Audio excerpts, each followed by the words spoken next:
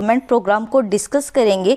आप चाहे किसी भी एग्जाम के लिए प्रिपेयर कर रहे हैं, अगर आप ईपीएफओ के स्टूडेंट्स हैं तो ये आपके सोशल इश्यूज में आ जाएगा, क्योंकि यहाँ पे ग्राउंड लेवल वर्कर्स जो है उनके रिहेबिलिटेशन की बात की गई है। और उसी के साथ अगर आप पीसीएस या यूपीएससी सिविल सर्विसेज के लिए जा रहे हैं तो ये आपका मेंस का इशू बन सकता है। मेंस में आपसे डायरेक्टली पूछा जा सकता है इसके ऊपर क्वेश्चन। प्रीलिम्स का भी 1-2 पॉइंट है इसमें, और उसी के साथ एस्से जो होता है वो आपका एक सोशल इशू से रिलेटेड होता है, तो वहाँ पे भी आप ये पॉइंट्स लिख सकते हैं। तो दिस इज इंपॉर्टेंट वीडियो। तो चलिए वीडियो को शुरू करते हैं, और उससे पहले आप हमारे टेलीग्राम चैनल को जाके जरूर ज्वाइन कर ले, जिसका लिंक आपको डिस्क्रिप्शन बॉक्स में मिल जाएगा। तो देखिए ये जो है वो न्यूज़ में क्यों था, क्योंकि जिस तरीके से अभी लॉकडाउन में सिचुएशन है तो एक नॉर्मल पर्सन जो है उसको फिर भी जॉब अपॉर्चुनिटीज मिली हुई है, या फिर वो किसी भी तरीके से अपना जो रहन सहन है वो कर सकता है। बट यहाँ पे बात आती है कि जो बिल्कुल ग्राउंड लेवल पे वर्कर्स होते हैं, या फिर जो बेसिक हम यहाँ पे मेन पॉइंट लेके चल रहे हैं वो लेके चल रहे हैं दिव्यांग्स का, कि जो पहले से ही उनके अंदर कोई एबनॉर्मेलिटी है जिसकी वजह से वो एक नॉर्मल लाइफ को सस्टेन नहीं कर पाते हैं औरों की तरह। तो यहाँ पे उनके लिए किस तरीके से काम किया जाता है, तो ये प्रोग्राम उन्हीं के ऊपर फोकस किया जाएगा। तो ministry of social justice and empowerment जो है उसके अंडर इस प्रोग्राम को शुरू किया गया है। जैसे यहाँ पे जो है CBID इसको पूरा नाम दिया जाता है। CBID प्रोग्राम भी अगर आपके पास आ जाए तो आप इसको अच्छे तरीके से अटेम्प्ट कर लेंगे, ठीक है। तो आपको मिनिस्ट्री याद रखनी है। पहला तो आपका प्रीलिम्स का पॉइंट यही हो गया। उसी के बाद जो है इंक्लूसिव ग्रोथ कंपोनेंट्स की अगर हम बात करते, चाहे हमें किसी भी पर्सन की या फिर जो है कम्युनिटी की इंक्लूसिव डेवलपमेंट करानी है, तो उसमें कौन कौन से फैक्टर्स को लिया जाता है। अब ये वाला जो फ्लो चार्ट आप अपने सामने देख रहे हैं ये आपको अच्छी तरीके से रट लेना है अगर आप मेंस के लिए अपने आंसर राइटिंग कर रहे हैं, या फिर जो है आप एस्से की प्रैक्टिस करते हैं। इसको आप बनाएंगे तो आपके जो मार्क्स गेन करने की कैपेसिटी है वो 1 या 2 ज़्यादा नंबर आपको मिल जाएंगे, क्योंकि इससे आप सारे एस्पेक्ट्स को बता भी देते हैं। और उसी के साथ साथ जो है आपका फ्लो चार्ट के थ्रू जिस तरीके से आप पेपर को रिप्रेजेंट करते हैं आपके मार्क्स गेन की कैपेसिटी बढ़ जाएगी, ठीक है। तो इंक्लूसिव ग्रोथ कंपोनेंट में सबसे पहले जो आता है वो आता है पॉवर्टी रिडक्शन का, क्योंकि देखिए जब हम किसी चीज़ को इंक्लूड कर रहे हैं तो उसके अंदर जो कमी है जैसे कि गरीबी है उसको हटा के उसकी डेवलपमेंट कराना। उसी के बाद एम्प्लॉयमेंट जनरेशन, क्योंकि अगर किसी पर्सन के पास एम्प्लॉयमेंट है, वो गेन कर रहा है, पैसे कमा रहा है, तो ऑब्वियस सी बात है कि वो पॉवर्टी उसकी घटे और वो एक इंक्लूसिव सोसाइटी का पार्ट बन जाएगा। उसी के साथ एसेंशियल सर्विसेज का एक्सेस उसको होना एक अफोर्डेबल रेट पे, और इक्वालिटी ऑफ अपॉर्चुनिटी मिलना। उसी के साथ स्किल बिल्डिंग, जो कि यहाँ पे मेन फोकस किए जा रहे हैं कि किस तरीके से जो वर्कर्स हैं ग्राउंड लेवल पे या फिर जो दिव्यांग्स हैं उनको उनके अंदर हम स्किल बिल्डिंग कर सकते हैं। गुड गवर्नेंस के थ्रू जो है ये सारी चीज़ें होती है, क्योंकि इंक्लूसिव ग्रोथ की अगर हम बात करते हैं तो अगर गवर्नमेंट ही कोई ऐसा इनिशिएटिव नहीं ले पाती है जिससे कि किसी भी पर्सन की कैपेसिटी बिल्ड नहीं होगी, तो कभी भी स्किल बिल्डिंग या फिर इंक्लूसिव डेवलपमेंट नहीं हो सकती। इस वजह से गुड गवर्नेंस जो होता है वो मेन इंपॉर्टेंट पॉइंट्स में आता है। वीमेन एम्पावरमेंट की ज़रूरत है, बिकॉज ऐसा नहीं है कि एक फैमिली में अगर मेल पर्सन ही अर्न कर रहे हैं तो उससे ग्रोथ हो जाती है फैमिली की, या फिर पॉवर्टी रिडक्शन हो जाती है। अगर दोनों फीमेल और मेल मिल के कमाते हैं या फिर अपनी स्किल बिल्डिंग करते हैं तो वो जरूरी हो जाता है किसी भी डेवलपमेंट के लिए। तो विमेन एम्पावरमेंट हो गया। तो ये पूरा जो आपके सामने चार्ट दिख रहा है इसको आप अच्छी तरीके से नोट कर लीजिए, वैसे आपको टेलीग्राम चैनल पे भी मिल जाएगा, ठीक है। वहीं पे जब हम देखते हैं कि इंक्लूसिव ग्रोथ एंड डेवलपमेंट को थोड़े और ज़्यादा ब्रॉड वे में, तो यहाँ पे सबसे पहले आता है कि किस तरीके से ह्यूमन पोटेंशियल और अपॉर्चुनिटी को हम ग्रो कर सकते हैं, जिसकी अभी हमने पहले वाले चार्ट में बात की।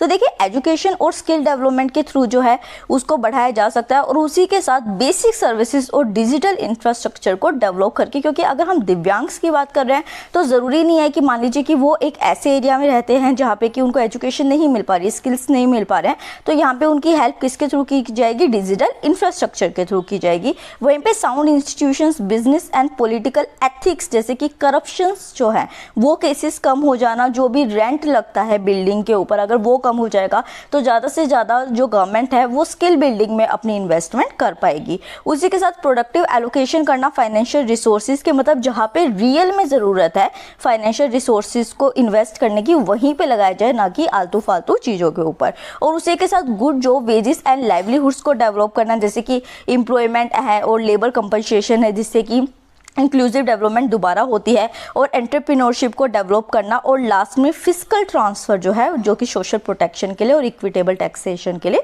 इंपॉर्टेंट होता है। तो ये वाला चार्ट और ये वाला चार्ट, इसको आप अच्छी तरीके से जो भी आप नोट्स बनाते हैं वहाँ पे लिख लीजिएगा, ठीक है। अब बात करते हैं कि ये जो प्रोग्राम है इसका बेसिक एम क्या है। तो देखिए यहाँ पे ये वाली जो लाइन आप अपने सामने देख रहे हैं कि कम्युनिटी लेवल पे ये वाला जो पॉइंट है आपको याद रखना है। फर्स्ट आपका प्रीलिम्स का पॉइंट क्या था कि सोशल जस्टिस एंड एम्पावरमेंट जो गवर्नमेंट है उसके अंडर ये आता है।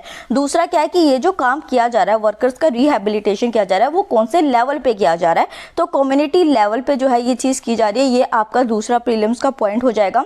किस तरीके से किया जाएगा, तो देखिए यहाँ पे जो आशा वर्कर्स होती हैं या फिर जो आंगनवाड़ी की वर्कर्स होती हैं वो इसके लिए आके काम करेंगी कि किस तरीके से जो डिसेबिलिटी का इशू है हमारी कंट्री के अंदर उनको डील किया जा सके, और किस तरीके से कोई भी डिसेबल पर्सन है उसका इंक्लूजन कंट्री के सोसाइटी जो भी डिस्ट्रीब्यूशन होता है सर्विसेज प्रोवाइड करने में या अपनी खुद के डेवलपमेंट में वो किस तरीके से किया जा सकता है, ठीक है। तो इस तरीके से जो आशा वर्कर्स और जो आंगनवाड़ी वर्कर्स है वो मिलकर डिसेबल पर्सन के लिए काम करेंगे, ठीक है। अब ये जो प्रोग्राम है यहाँ पे ये नहीं है सिर्फ कि हम जो है वो उनको इंक्लूसिव की बात की जा रही है। तो इंक्लूजन होगा कैसे, तो हमने क्या डिस्कस किया था, स्किल्स की बात की थी। तो इस वजह से जो भी दिव्यांग पर्सन है उनको स्किल प्रोवाइड करना, जस्टमेंट उसको स्किल्स प्रोवाइड करना किस तरीके से, कॉम्पिटेंसी बेस्ड नॉलेज प्रोवाइड करके और स्किल प्रोवाइड करके। देखिए कॉम्पिटेंसी बेस्ड का क्या मतलब होता है यहाँ पे कि नॉलेज तो हर किसी को होती है, पर वो उस नॉलेज को यूज़ करके, उस स्किल को यूज़ करके कितने प्रोडक्टिविटी अपनी लाइफ के अंदर ला पा रहे हैं, किस तरीके से वो आगे बढ़ पा रहे हैं,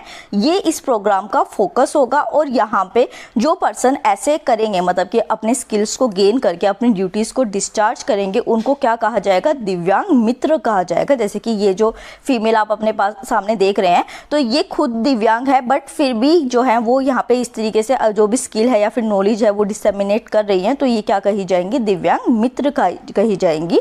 तो ये वाली चीज़ आपको याद रखनी कि ये इसी प्रोग्राम के अंदर इंट्रोड्यूस की गई है। अब बात आती है कि किसके थ्रू जो है ये प्रोग्राम आगे बढ़ाया जाएगा अगर किसी डिसेबल पर्सन ने स्किल गेन कर लिया है। तो देखिए national board of examination in rehabilitation जो होता है, जो कि आता है रिहेबिलिटेशन काउंसिल ऑफ इंडिया के अंदर। अब यहाँ पे ऑप्शंस में आपको दोनों चीज़ दी जा सकती है, रिहेबिलिटेशन काउंसिल ऑफ इंडिया भी दिया जा सकता है और national board of examination in rehabilitation भी दिया जा सकता है। आपको दोनों के ही नाम याद रखने हैं जो कि इस चीज़ को इम्प्लीमेंट करेगी। और अगर कोई भी दिव्यांग पर्सन है, जब उसको स्किल मिल गया, नॉलेज मिल गई, उनका जो ट्रेनिंग कोर्स है वो पूरा हो जाएगा इस प्रोग्राम के अंदर, तो वो एग्जाम कंडक्ट करेगी देखने के लिए कि क्या उन्होंने अच्छी तरीके से अपनी चीज़ों को सीख लिया है, और उसके बाद सर्टिफिकेट्स को अवॉर्ड करना पास आउट कैंडिडेट्स के लिए वो इन्हीं का काम होगा। तो ये वाले पॉइंट्स भी आपको याद रखने, ठीक है। अब जब हमने देखा कि कम्युनिटी बेस्ड इंक्लूसिव डेवलपमेंट की जा रही है तो वो किस तरीके से की जाएगी, तो यहाँ पे पर्सन विद डिसेबिलिटी को अगर हम लेते हैं तो क्या यहाँ पे रोल है, वो ये है कि जिस भी पर्सन के पास के अंदर डिसेबिलिटी है हम उनको इन्फीरियर क्यों समझे, क्योंकि अगर वो स्किल गेन करने के लिए आ रहे हैं तो वो पहले ही एक नॉर्मल पर्सन से सुपीरियर हो गए हैं, क्योंकि वो अपनी कमी को दबा के आगे बढ़ रहे हैं। तो उनको हमें एज अ रोल मॉडल देखना चाहिए और उन्हीं के अंदर से हम लीडर्स को रेस कर सकते हैं और वही हमारे एक मोटिवेशनल लीडर या फिर इन्फ्लुएंसर हमारे हो सकते हैं। वहीं पे फैमिलीज और कम्युनिटी की अगर हम बात करते हैं तो उन फैमिलीज की एम्पावरमेंट करना ताकि वो इंक्लूसिव प्रैक्टिसेस को अडॉप्ट करे और जो भी उनकी फैमिली के अंदर दिव्यांग पर्सन है उनको फुली सपोर्ट करें कि वो आप जाइए और सोसाइटी के अंदर जाके इक्वली पार्टिसिपेट कीजिए। और उसी के साथ लोकल ह्यूमन रिसोर्सेज की अगर हम बात करते हैं तो किस तरीके से उनका मेडिकल रिहेबिलिटेशन किया जा सकता है। जैसे कि कुछ डिसेबिलिटी ऐसी होती है कि जिनको क्योर किया जा सकता है या फिर जो ऐसे मेडिकल एड्स उनको प्रोवाइड किए जा सकते हैं जिससे कि उनकी लाइफ थोड़ी और आसान हो जाती है। तो इस तरीके से मेडिकल रिहेबिलिटेशन करके भी सोशल इंक्लूजन के अंदर उनको बढ़ावा दिया जा सकता है। तो ये तीनों पॉइंट्स आपको याद रखने इसी प्रोग्राम के अंदर आते हैं। और वहीं पर अगर हम कम्युनिटी बेस्ड ऑर्गेनाइजेशंस की बात करते हैं कि उनका क्या रोल होता है, तो देखिए जैसे लोकल ट्रेनिंग हो गया और रिसोर्सेज सेंटर्स है जो कि इंटेंसिव कम्युनिटी डेवलपमेंट को प्रमोट करते हैं, उनको और ज़्यादा बढ़ावा देना कि आप जो काम कर रहे हैं वो अच्छा कर रहे हैं ताकि उनको एक प्रमोशन मिले। उसी के साथ पब्लिक पॉलिसीज़ और सिस्टम के ऊपर फोकस करना। अब ये जो पब्लिक पॉलिसीज़ और सिस्टम है ये सिर्फ हम डिसेबल पर्सन के लिए नहीं रखेंगे, ये हम जो पर्सन नॉर्मल है या फिर एक डिसेबल है दोनों के लिए रखेंगे, क्योंकि दोनों के अंदर ही स्किल डेवलपमेंट करना ज़रूरी हो जाता है एक इक्विटेबल मैनर में। और वहीं पर अगर हम पब्लिक सर्विसेज की बात करते हैं तो वो दोनों ही पर्सन को मिलना, जो पर्सन डिसेबल है या फिर नहीं है। तो CBID प्रोग्राम जो है वो आपका इंपॉर्टेंट हो जाता है सोशल इश्यूज़ को लेके। इसकी PDF आपको हमारे टेलीग्राम चैनल पर मिल जाएगी अगर रिस्पॉन्स अच्छा रहता है। व्यूज़ अभी थोड़े कम हो गए हैं वीडियो के ऊपर, बट कोई बात नहीं, हम अपनी वीडियोज़ जो है वो कंटिन्यू लेके आएंगे। But you can help us, ताकि इस वीडियो को शेयर करके जो है आप हमारी हेल्प कर सकते हैं, ताकि हमारा चैनल जो है वो और जल्दी आगे बढ़े और हम आपके लिए ज़्यादा से ज़्यादा वीडियो ला सके। तो give a thumbs up to video, channel को सब्सक्राइब कीजिए। Thank you so much.